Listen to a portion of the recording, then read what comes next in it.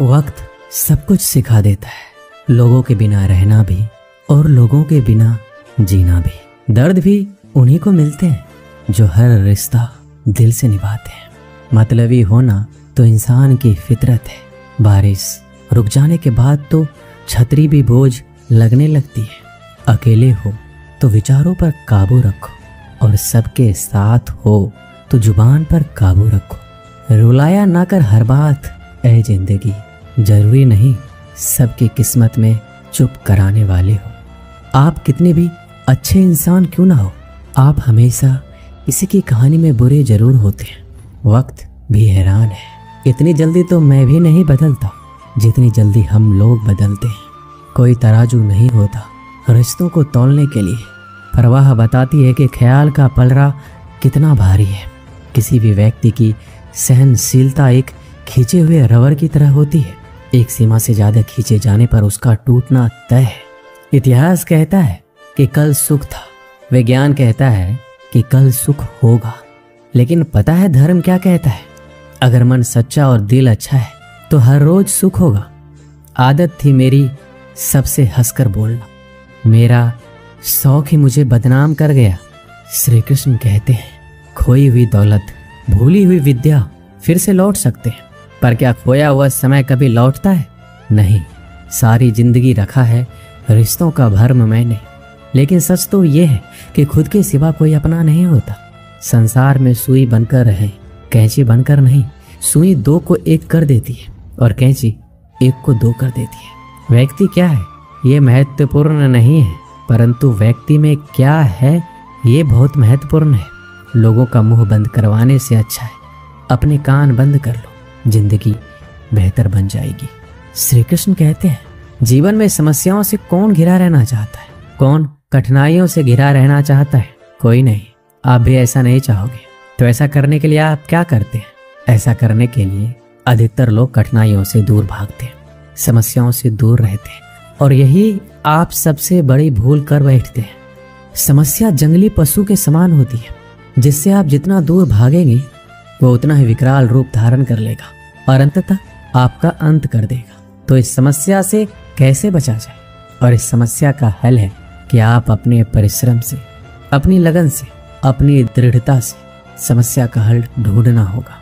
यदि नाविक को कुशल खेवैया बनना है तो वो शांत समुद्र में नहीं बन सकता, उसे तो तूफान का सामना करना ही होगा। श्री कृष्ण कहते हैं कि इतिहास गवाह है कि जिसकी बराबरी नहीं की जा सकती उसकी बदनामी शुरू कर दी जाती है। समय एक नदी की तरह है, हम एक ही पानी को दोबारा नहीं छू सकते। जो धारा बह चुकी है वह फिर कभी नहीं आएगी। संभल के रहो ऐसे लोगों से जिनके दिल में भी दिमाग होता है। कोई भी इंसान ऐसे ही अपने आप नहीं बदलता। जिंदगी में कुछ ऐसे हादसे हो जाते हैं जो इंसान को बदलने पर मजबूर कर देते हैं। किसी ने एक संत से पूछा गुस्सा क्या है? संत ने बहुत अच्छा जवाब दिया, किसी और की गलती की सजा खुद को देना। वक्त के साथ चलना कोई जरूरी नहीं है, सच के साथ चलिए, एक दिन वक्त आपके साथ चलेगा। साइकिल और जिंदगी तभी बेहतर चल सकती है जब उसमें चैन हो। कुछ सच तो हम पहले से जानते थे, बस देखना चाहते थे कि लोग झूठ कहाँ तक बोल सकते हैं। जब इंसान का स्वार्थ पूरा हो जाता है तब वह आपसे मिलना तो दूर, आपसे बोलना भी छोड़ देता है। मुश्किल वक्त का सबसे बड़ा सहारा है उम्मीद, जो एक प्यारी सी मुस्कान देकर कानों में धीरे से कहती है सब्र रख, सब अच्छा ही होगा। जरूरी नहीं हमेशा बुरे कर्मों की वजह से ही दर्द सहने को मिले। कई बार हद से ज्यादा अच्छे होने की कीमत चुकानी पड़ती है। किस्मत और हालात दोनों जब साथ ना दे तो उनकी भी सुननी पड़ती है जिनकी कोई औकात नहीं होती। कोशिश आखिरी सांस तक करनी चाहिए, या तो लक्ष्य हासिल होगा या अनुभव। कहते हैं कि प्यार की शुरुआत आंखों से होती है। यकीन मानो प्यार की कीमत भी आंखों से ही चुकानी पड़ती है। श्री कृष्ण कहते हैं आपने पौधों को सींचते हुए देखा होगा या आपने खुद भी पौधों को सींचा होगा, और आप भी ये कार्य प्रतिदिन करते होंगे। जब आप पौधे को जल देंगे तभी यह फलित होगा, इनमें से फूल निकलेंगे, इनकी सुंदरता बढ़ेगी। परंतु प्रतिदिन यह कार्य करने के पश्चात भी हम इससे एक महत्वपूर्ण सीख लेना भूल जाते हैं। हम कभी पौधों के पत्तों पर, उनकी डालियों पर, उनके फूलों और फलों पर जलधारा नहीं डालते, उन्हें धोते नहीं, परंतु फिर भी वह पनपते हैं, क्योंकि पौधों का जड़ ही सफलता का मूल है। यदि आप एक बार में अनेक कार्य करने जाएंगे तो आपको एक कार्य में भी सफलता नहीं मिलेगी, परंतु यदि आप बुद्धिमता से, दृढ़ मन से एक कार्य साधेंगे तो एकाएक स्वतः ही सारे कार्य सफल हो जाएंगे, जो आपका मूल है, जहां से आपको सिंचाई मिल रही है। यदि आपने उसी जड़ को छोड़ दिया तो एक सूखे पौधे की भांति आप भी सूख कर गिर जाएंगे और अपना अस्तित्व खो बैठेंगे। श्री कृष्ण कहते हैं, अच्छे लोग हमेशा साथ रहते हैं, दिल में भी, शब्दों में भी, दुआओं में भी। किसी के बारे में सब कुछ जान लेना उसे फिर से अजनबी बना देता है। पछतावा ना कीजिए, क्योंकि बीता हुआ समय अच्छा था तो वह यादगार है, और यदि बीता हुआ समय खराब था तो एक अनुभव है। परिस्थितियां हमारे लिए समस्या नहीं बनती, समस्या तो तब बनती है जब हमें परिस्थितियों से निपटना नहीं आता है। पता नहीं लोग दूसरों को उदास करके खुद कैसे खुश रह लेते हैं। रिश्ता चाहे कितना भी क्यों ना बिगड़ा हो, अगर सुधारना चाहो तो सब कुछ सही हो सकता है। रुलाते तो सभी हैं, लेकिन अगर कोई तुम्हारे लिए खुद रो पड़े तो उसे कभी खुद से दूर मत होने देना।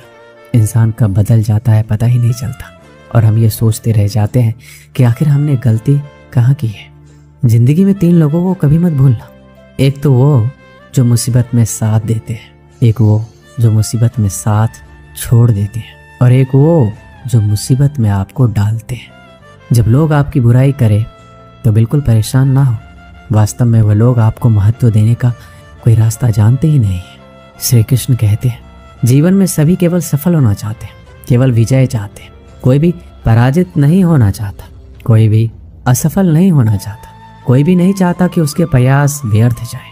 यदि एक दृष्टिकोण से देखा जाए तो ये उचित भी है, परंतु असफलता में भी एक अच्छी बात छुपी होती है। मैं बताता हूँ, सफलता आपका परिचय संसार को देती है, विजय के पश्चात संसार आपको जानने लगता है, और असफलता आपका परिचय संसार से करवाती है। पराजय के पश्चात आप अपने जीवन को जानने लगते हैं। इसलिए सफलता और असफलता से घबराए नहीं। यदि आपकी सोच सकारात्मक रहेगी तो यही सफलता, यही पराजय आपको और अधिक शक्तिशाली बनाकर प्रस्तुत करेगी और जीवन में विजयी बनाएगी। श्री कृष्ण कहते हैं, तारीफ एक ऐसा चंदन है जिससे दूसरों को लगाए तो आपके हाथ अपने आप महकेंगे। समझने वाले तो खामोशी भी समझ लेते हैं, और ना समझने वाले तो जज्बातों का भी मजाक बना देते हैं। जो आपकी खुशी में अपना दर्द भूल जाए, उस इंसान से ज्यादा आपको कोई प्यार नहीं कर सकता। ये जिंदगी तमन्नाओं का गुलदस्ता ही तो है, कुछ महकती है, कुछ मुरझाती है, कुछ चुप जाती है। खुद को अच्छा बना लीजिए, दुनिया से एक बुरा इंसान कम हो जाएगा। भरोसा सब पे करो, लेकिन सावधानी के साथ, क्योंकि कभी कभी खुद के दांत ही जीभ को काट लेते हैं। जिंदगी की रफ्तार बहुत तेज है, सुबह का दुख शाम को पुराना हो जाता है।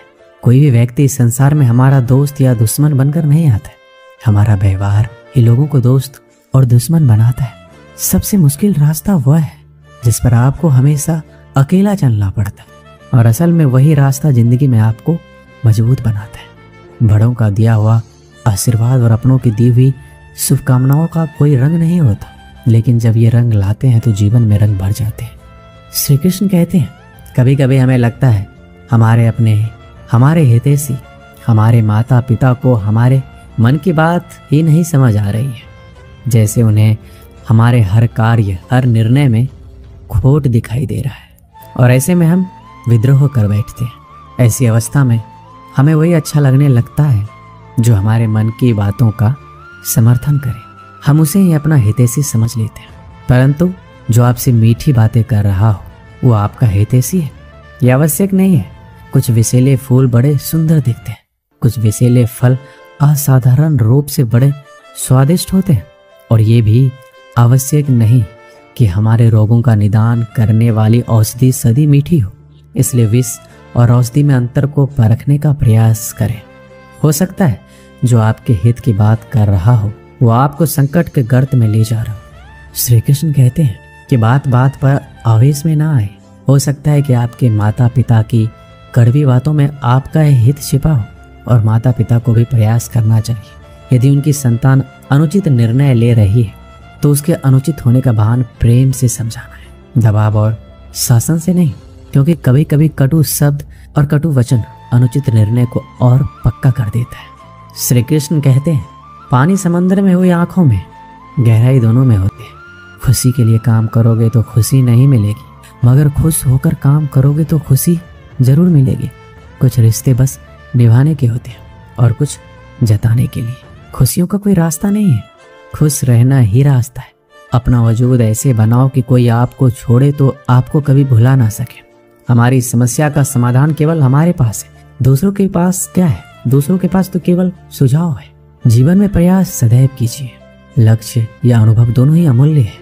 अहंकार की बीमारी शराब जैसी होती है, खुद को छोड़कर सबको पता चलता है कि इसको चढ़ गई है, बस सिर्फ हंसते रहो। दुनिया वाले सोचते ही रहेंगे कि इसको कौन सा सुख मिल गया। सफलता की पोशाक कभी तैयार नहीं मिलती है, इसे बनाने के लिए क्या जरूरी है? मेहनत का हुनर। खुश रहना चाहते हो तो 5 बातों पर ध्यान दो। पहला, बीते हुए वक्त को भूल जाओ। दूसरा, वर्तमान में जियो। तीसरा, भविष्य की चिंता ना करो। चौथा, खुद की तुलना दूसरों से करना बंद कर दो। और 5वां, अपने काम को टालना बंद करो, ये आवश्यक है। श्री कृष्ण कहते हैं, हम सभी बचपन से ये सुनते आए हैं कि अच्छे मित्र हमारे जीवन को पूर्णतः परिवर्तित कर सकते हैं। परंतु कौन? जिनसे आप प्रश्न पूछें और वो मित्र बिना किसी पक्षपात के, भय रहित होकर, बिना किसी लालच के आपको उचित उत्तर दे। परंतु सबके समक्ष ये समस्या आ जाती है कि आज के समय में ऐसे मित्र मिलना दुर्लभ है, वो तो होते ही नहीं। परंतु आपको मैं एक बात बताता हूँ, हम सबके पास भी एक ऐसा मित्र होता है, बस हम उसे पहचान ही नहीं पाते। वो है दर्पण। दर्पण के समक्ष खड़े होकर आप स्वयं से पूछिए कि यदि आज आपका अंतिम दिन होता तो क्या आप वही करते जो आप कर रहे थे? आपको उत्तर मिले या ना मिले, परंतु आपके दिशा अवश्य बदले। इसलिए आपसे अतिरिक्त आपका सबसे घनिष्ठ मित्र, सबसे अच्छा मित्र कोई नहीं है। श्री कृष्ण कहते हैं, सब कुछ सहन करना भी चाहिए, क्योंकि हम में भी ऐसी बहुत सी कमियां हैं जिन्हें दूसरे सहन करते हैं। अज्ञानी व्यक्ति गलती छुपाकर बड़ा बनता है और ज्ञानी व्यक्ति गलती मिटाकर बड़ा बनता है। ये मौत भी बड़ी अजीब चीज है। एक दिन मरने के लिए पूरी जिंदगी जीना पड़ता है। किस्मत हमारे हाथ में नहीं, पर फैसले तो हमारे हाथ में है। किस्मत हमारे फैसलों को नहीं बदल सकती, पर फैसले हमारी किस्मत बदल सकती है। हर चीज अपने वक्त पर। बस एक प्यार है जो कभी बूढ़ा नहीं होता। जीवन में ज्यादा रिश्ते होना जरूरी नहीं है, जो रिश्ते हैं उनमें जीवन होना जरूरी है। सच के लिए लड़ने का हुनर सीख लो, क्योंकि कुछ सांपों के डर से शेर जंगल छोड़कर नहीं जाते। ये जिंदगी है, यहाँ पीठ पीछे छुरा मारने वालों को निर्दोष और भरोसा करने वालों को दोषी मानते हैं। श्री कृष्ण कहते हैं, हम सब शीघ्र ही सफलता चाहते हैं, ढेर सारी संपत्ति और सुख चाहते हैं। ऐसे में हम कई बार छोटे मार्गों को चयन कर लेते हैं, वो मार्ग जिनमें परिश्रम नहीं होता, जिनमें होता है तो केवल छल, कुटिलता और भाग्य का सहारा। जैसे कि जुआ। कोई जुए के खेल में धन लगाता है, कोई दांव लगाता है और ये भूल जाता है कि जुआ एक ऐसा दलदल है जिसमें एक बार गिरो तो सर्वनाश से पहले निकलना असंभव है। यदि आप जीतते तो जीतने की भूख बढ़ जाएगी। यदि आप कुछ हार बैठे तो उसे पुनः पाने के लिए आप फिर से खेलेंगे। मनुष्य को यह आभास ही नहीं होता कि अपनी संपत्ति के साथ वो अपनी मानवता, अपने संस्कार, अपने धर्म और अपना उत्तरदायित्व सभी जुए की भेंट चढ़ा देता है। इसलिए कुछ पाना है तो परिश्रम से पाओ। अगर कुछ जुए में जीता भी तो वो उतना ही शीघ्र खो दोगे, क्योंकि उसे परिश्रम से नहीं पाया गया है और उसकी रक्षा करने के लिए आपके मन में स्वाभाविक प्रयास भी नहीं होंगे। एक गांव में एक आलसी आदमी रहता था। वह कुछ काम धाम नहीं करता था, बस दिन भर निठल्ला बैठकर सोचता रहता कि किस तरह कुछ खाने को मिल जाए। एक दिन वह यूं ही घूमते घूमते आम के एक बाग में पहुंच गया। वहां रसीले आमों से लदे कई पेड़ थे। रसीले आम देख उसके मुंह में पानी आ गया और आम तोड़ने वह एक पेड़ पर चढ़ गया। लेकिन जैसे ही वह पेड़ पर चढ़ा, बाग का मालिक वहां पहुंचा। बाग के मालिक को देख आलसी आदमी डर गया और जैसे तैसे पेड़ से उतरकर वहां से भाग खड़ा हुआ। भागते भागते वह गांव के बाहर स्थित जंगल में जा पहुंचा। वह बुरी तरह से थक गया था, इसलिए एक पेड़ के नीचे बैठकर सुस्ताने लगा। तभी उसकी नजर एक लोमड़ी पर पड़ी। उस लोमड़ी की एक टांग टूटी हुई थी और वह लंगड़ा कर चल रही थी। लोमड़ी को देख आलसी आदमी सोचने लगा कि ऐसी हालत में भी इस जंगली जानवरों से भरे जंगल में लोमड़ी कैसे बच गई, इसका अब तक शिकार कैसे नहीं हुआ। जिज्ञासा में वह एक पेड़ पर चढ़ गया और वहां बैठकर देखने लगा कि अब लोमड़ी के साथ क्या होगा। कुछ ही पल बीते थे कि पूरा जंगल शेर की दहाड़ से गूंज उठा, जिसे सुनकर सारे जानवर डर कर भागने लगे। लेकिन लोमड़ी अपनी टूटी टांग के साथ भाग नहीं सकती थी, वह वहीं खड़ी रही। शेर लोमड़ी के पास आने लगा। आलसी आदमी ने सोचा कि अब शेर लोमड़ी को मारकर खा जाएगा, लेकिन आगे जो हुआ वह कुछ अजीब था। शेर लोमड़ी के पास पहुंचकर खड़ा हो गया। उसके मुंह में एक मांस का टुकड़ा था, जिसे उसने लोमड़ी के सामने गिरा दिया। लोमड़ी उस मांस के टुकड़े को खाने लगे। थोड़ी देर बाद शेर वहां से चला गया। यह घटना देखकर आलसी आदमी सोचने लगा कि भगवान सच में सर्वसर्वा है। उसने धरती के समस्त प्राणियों के लिए, चाहे वह जानवर हो या इंसान, खाने पीने का प्रबंध करके रखा है।